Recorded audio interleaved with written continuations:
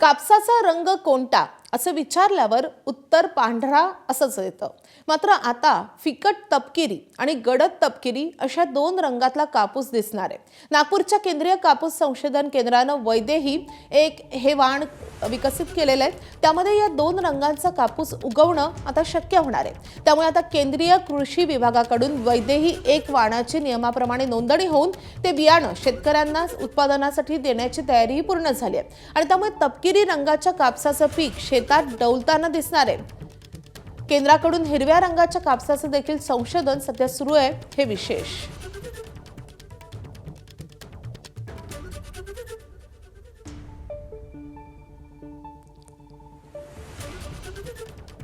तपकिरी रंगाच्या कपाशीचे वाण निर्मित झालेले आहेत आणि ते विकसित होऊन शेतकऱ्यांपर्यंत आम्ही काही प्रयोग घेतलेले आहेत आणि हे आपल्या मध्य महाराष्ट्र आणि दक्षिण भागासाठी काही 4 वाण विकसित झाले आहेत। त्यातले 3 वाण जे आहेत ते गडद तपकिरी रंगाचे आहेत आणि एक जे वाण आहे ते आहे म्हणजे फिकट रंगाचा, ते आर्बोरियम देशी वाण आहे ते। केंद्रीय कापूस संशोधन केंद्राच्या प्रयोगाच्या आधारे काही शेतकऱ्यांनी तपकिरी रंगाचा कापूस उगवलाय। आढावा घेतलेला माझाचे प्रतिनिधी रजत वशिष्ठ यांनी।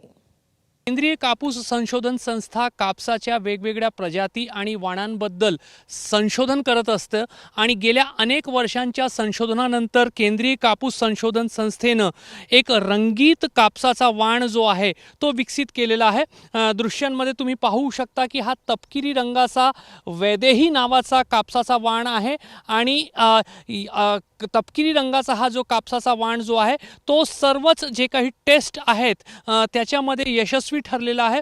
त्यामुळे आता याचे वाण निश्चित करून त्या संदर्भातला नोटिफिकेशन काढून आता हे जे संपूर्ण तपकिरी रंगाचे कापसाचे वाण आहे ते शेतकऱ्यांना उत्पादनासाठी दिले जाणार आहे। जैविक पद्धतीने जे काही खाद्यपदार्थ उगवले जातात त्यांची डिमांड, त्याची मागणी जी आहे ती वाढत आहे आणि कापसाचा हा जो वाण आहे तो त्या श्रेणीमध्येच येतो। पूर्णपणे जैविक पद्धतीने याचा उत्पादन जो आहे तो केला जात आहे। सध्या आम्ही नागपूरच्या कापूस केंद्रीय कापूस संशोधन संस्थेच्या या शेतावर आहोत आणि या ठिकाणी कापसाचा हा वैदेही वाण जो आहे तपकिरी रंगाचा तो उगवलेला आपल्याला पाहायला मिळत आहे। गेले अनेक महिने या केंद्राच्या माध्यमातून मध्य भारत आणि दक्षिण भारतातल्या काही निवडक शेतकऱ्यांच्या शेतावरही याचं उत्पादन घेण्यात आलेलं आहे आणि सर्व टेस्टमध्ये हा जो वाण आहे तो यशस्वी ठरल्यामुळे लवकरच शेतकऱ्यांच्या हाती हा वाण सोपवला जाणार आहे। कॅमेरामॅन अतुल हिरडेसह रजत वशिष्ठ, एबीपी माझा, नागपूर। तर केंद्रीय कापूस संशोधन केंद्रानं विकसित केलेलं हे वाण नेमकं कसं आहे हे ग्राफिक्सच्या माध्यमातून जाणून घेऊयात। तर तपकिरी रंगाच्या कापसाचे वैशिष्ट्य आपण पाहतोय। वैदेही वाण हे सरळ वाण असल्यानं शेतकऱ्यांना हायब्रिड किंवा बीटी सारखं दरवर्षी नवी बियाणं घेण्याची गरज नाही। तपकिरी कापसाचा बोंड हा परिपक्व होऊन उघडतो तेव्हा त्याचा रंग सुरुवातीला फिकट तपकिरी असतो। सूर्यप्रकाश पडल्यावर तपकिरी रंग गडद होत जातो। तर अशी तीव्र सूर्यप्रकाशात रंग काहीसा फिकाही पडू शकतो। वारंवार धुतल्यानंतरही रंग फिकट पडत नसल्याचं संशोधनात स्पष्ट झालंय।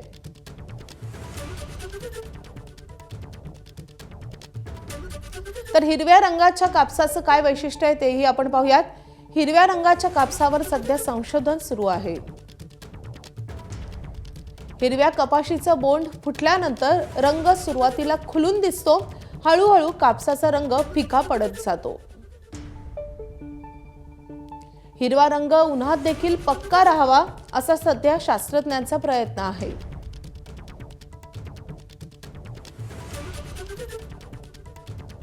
तर रंगीत कापसाचा हातमाग आणि कापड उद्योगावर कसा परिणाम होऊ शकतो ते आपण पाहतोय। रंगीत कापसामुळे हातमागावरील विणकाम आणि कारखान्यात तयार होणारं कापड दोघांनाही याचा मोठा फायदा होऊ शकतो। पांढऱ्या कापसापासून कापड तयार करताना त्यात रसायन वापर आता करावा लागणार नाही। तर खर्च बचतीसह जलप्रदूषण टळू शकतं। भारतीय वस्त्रोद्योग उद्योगाचा कायापालट यामुळे होऊ शकतो। एबीपी माझा, उघडा डोळे बघा नीट.